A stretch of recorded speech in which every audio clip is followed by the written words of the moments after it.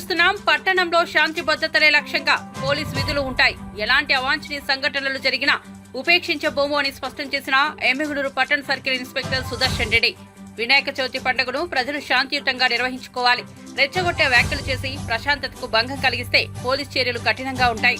మత సామరస్యంగా పండుగ వాతావరణం ఉండాలి. ప్రజారక్షణే పోలీస్ కర్తవ్యంగా విధులు ఉంటాయి.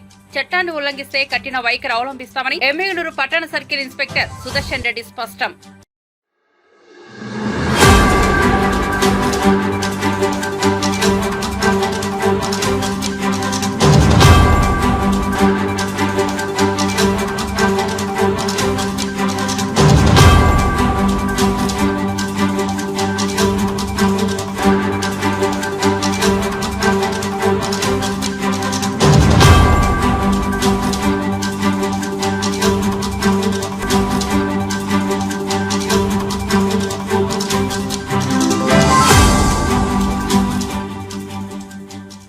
బ్రేకింగ్ న్యూస్ చూస్తున్నాం. పట్టణంలో శాంతి భద్రతలే లక్ష్యంగా పోలీస్ విధులు ఉంటాయి. ఎలాంటి అవాంఛనీయ సంఘటనలు జరిగినా ఉపేక్షించబోము అని స్పష్టం చేసిన ఎమ్మిగనూరు పట్టణ సర్కిల్ ఇన్స్పెక్టర్ సుదర్శన్ రెడ్డి.